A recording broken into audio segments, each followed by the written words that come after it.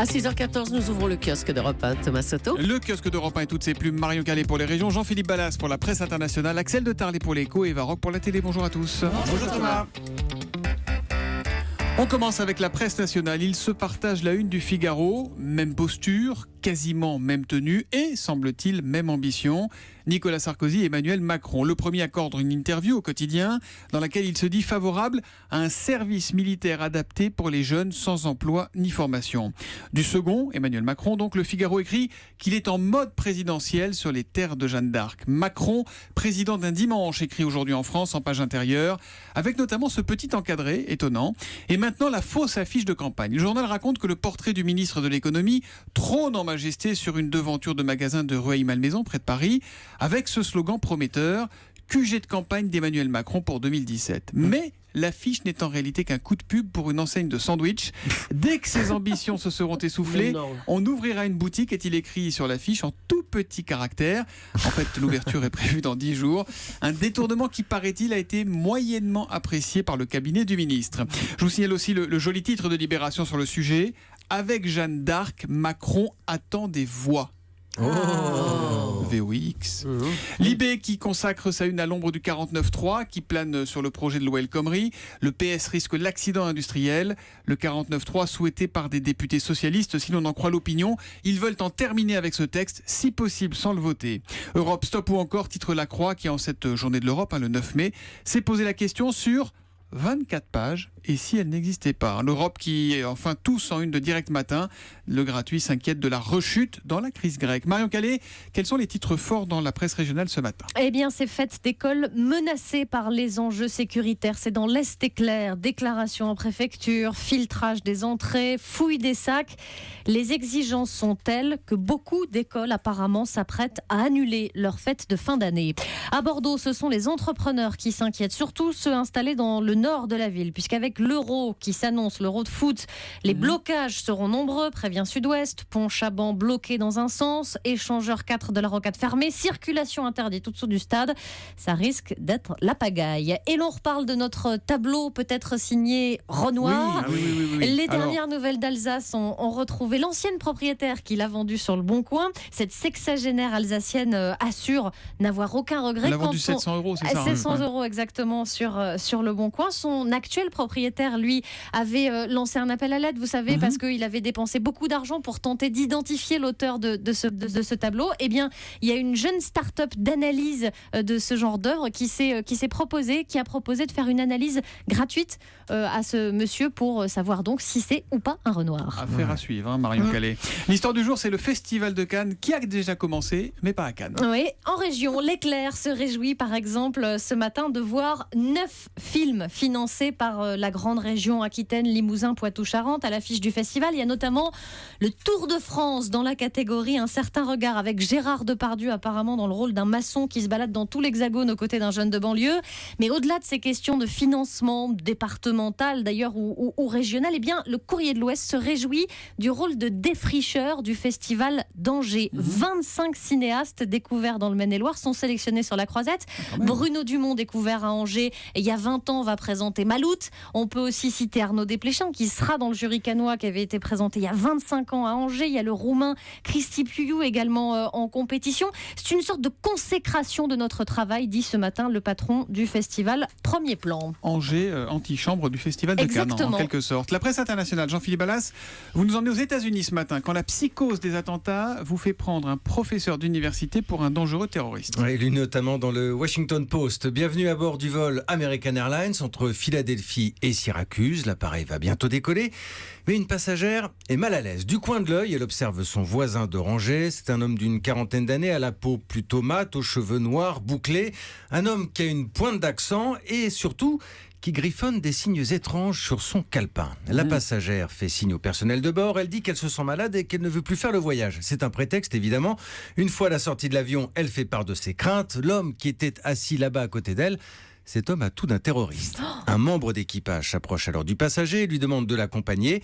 Une fois dehors, le mystérieux voyageur éclate de rire et donne son identité. Il s'appelle Guido Menzio, il est italien, d'où la pointe d'accent.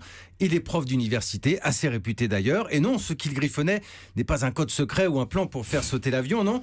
Il s'agit tout simplement d'une équation mathématique. Mais c'est dangereux comme métier, prof de maths. Hein. Voilà, alors il faut quand même savoir que cette méprise a entraîné plus de 2 heures de retard sur le vol. Alors de son côté, la passagère, elle a pris un autre avion. Le prof d'université, lui, il dit qu'une simple recherche Google sur son nom aurait rapidement dissipé le malentendu. Je confirme, hein, j'ai tapé son nom hier, on voit tout de suite sa tête et effectivement, c'est un prof assez réputé. En tout cas, lui, il a du mal à ne pas voir dans ce délit de faciès les conséquences d'un discours anti-immigration qu'on entend beaucoup ces derniers temps aux États-Unis. Ça nous replonge un peu dans la campagne. Alors, petit avis, hein, c'est pas Je parce n'ai qu'on- pas dit Donald Trump. C'est pas parce qu'on a les cheveux crépus et qu'on est mat qu'on est terroriste. Hein, ça, il faut, Voilà. voilà, on va faire un petit guide quand même. Pour... Et Syracuse, c'est la ville de l'État de New York, c'est pas en Absolument. Sicile. Ah, Le faites bien de vol, préciser. effectivement. Oui, Absolument. Ouais, Voilà. ouais. Pourtant, il était italien, on aurait pu croire. Hein, comme ça, c'était- Axel de Tarlé, la nouvelle carte de la philanthropie, on la trouve dans les Échos ce matin. Exactement. Alors, je vais me faire des ennemis et des amis, moi, ce matin, parce que je vais répondre à cette question. Qui est généreux en France et qui ne l'est pas? Alors, qui est généreux? Mes amis alsaciens, numéro 1, ce sont les plus généreux. Dans la région Grand Est, 18% des foyers font des dons chaque année. Et en numéro 1, ce sont vraiment les Alsaciens. Ils sont 23%, plus de 23% à faire des dons chaque année. Pourquoi vous dites C'est vos amis alsaciens? Vous êtes record. un peu d'origine alsacienne? Parce que maintenant, je vais citer les régions qui donnent le moins. Ah, celle où on ne verra pas Axel de Tarlé cet Voilà. été. Alors la Corse, par exemple, je ne vais pas pouvoir y aller. C'est la région qui donne le moins. Il n'y a que 10% des Corses qui donnent. Et ensuite, la région Nord-Pas-de-Calais, il n'y a que 12% des foyers dans ces régions qui donnent. Alors tout de suite, j'ai une explication. Avant que Jean-Philippe Ballas me jette la pierre en me disant quoi? Mais parce que tu es de là-bas, toi. Hein. Oui, non, Nous mais sommes puis, généreux. Et puis un taux de chômage particulièrement élevé aussi. Oui, là-bas. mais là, même c'est parce qu'on est au chômage qu'on ne peut pas faire de dons. Et au contraire, moins on a d'argent, plus on fait des dons. C'est un peu Axel, plus compliqué, si, quand même. Ah non. Ah, je vous jure Mais que c'est enfin. statistiquement prouvé. Plus les foyers sont modestes, C'est vrai plus aussi. en Plus proportion quand même ils un font geste. des dons. Ah ouais. Mais là où vous avez raison, c'est qu'ils ne le déclarent pas, car ces chiffres parlent uniquement de dons déclarés pour avoir ensuite la ristourne fiscale. Quand on a peu de moyens, on fait un don et on ne demande pas le récépissé pour baisser son ISF ou pour baisser son impôt sur le revenu. Il y a 2,3 milliards d'euros qui sont déclarés au fisc chaque année comme dons, mais il y a 4 milliards d'euros qui sont donnés chaque année. Et ce sont essentiellement dans les régions les plus pauvres qu'on ne réclame pas, qu'on ne déclare pas au fisc son don. Le don moyen en France est de 411 euros, mais par exemple dans le Pas-de-Calais, il est plus bas, il est de 256 euros. Et vous allez voir comment les Athéniens atterrir, c'est ça la phrase? Atteignir. Athéniens. Les Athéniens, atteignir. Sinon, il n'y a pas de jeune, mon petit Axel. Avec Axel, ils prennent l'avion, les Athéniens. Non, parce que je suis sur mon Allez-y, calcul. allez-y. Si on fait maintenant un rapport entre combien vous avez donné et quelle est votre richesse économique, eh bien là, la région la plus généreuse, c'est le Languedoc qui est suivi du Nord-Pas-de-Calais. Ah bah c'est très bien. C'est C'est-à-dire une que idée voilà. qui nous permet de dire tout et son contraire, en quelque sorte. Bah oui, mais c'est ça en que fait, j'aime pas dans ces études. Merci mais d'être venu. En résumé, dans le Nord, on est généreux et désintéressé. Voilà. C'est ça. Alors que oui, et en Alsace, on est riche et généreux.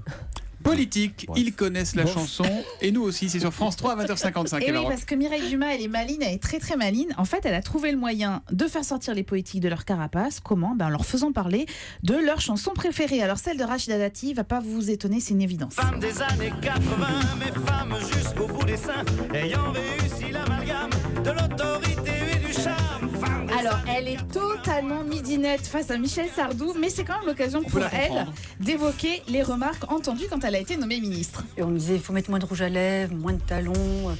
Ça. Je disais, mais si vous voulez que je sois dépenaillée, à sentir du dessous de bras et mettre un baggy, voilà. D'accord, mais c'est pas moi. Ben non, on sait bien que c'est pas elle.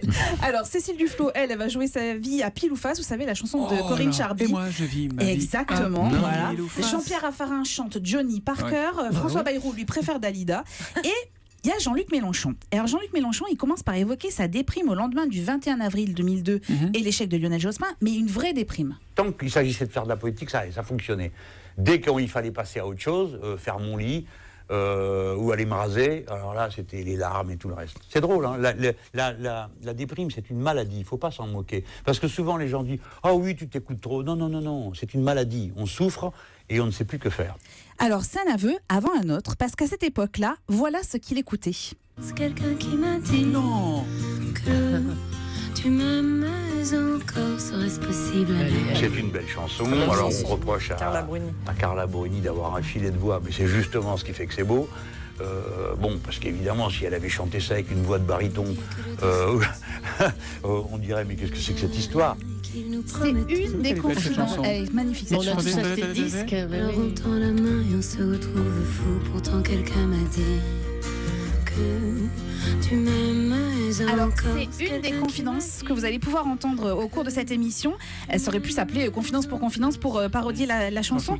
On échappe, exactement. Alors, on n'échappe pas au ressort de la communication, on va être clair, mais il y a toujours ce moment où ça fonctionne plus, les ressorts de la communication, parce qu'il y a toujours un trop plein d'émotions. Et puis, quand on évoque la musique et les souvenirs qui sont collés à toutes ces chansons, eh bien, en fait, le vernis craque. Et avec une super chef d'orchestre, en l'occurrence Mireille Dumas, qui arrive vraiment à les faire parler, je me suis régalée. Et ben voilà, et si vous voulez vous régaler comme Eva Rock, vous regardez Politique, ils connaissent la chanson, c'est ce soir à 20h55 sur France 3. Et avec Jean-Marc Morandini, on en parlera puisqu'on aura Mireille Dumas en ligne, mais on recevra en studio et en direct Gérard Rolls. Vous savez qu'il va changer de ville, là, partout. Vive le sport. Qu'il arrête le sport sur France 2 par amour pour rejoindre sa belle à la tête de la Villa Médicis à Rome. Est-ce que vous êtes romantique? C'est Carla Bruni qui vous fait cet effet-là? Ah mais Romantique comme ça j'adore la chanson. Moi, Allez, de rideau Carla. sur le kiosque.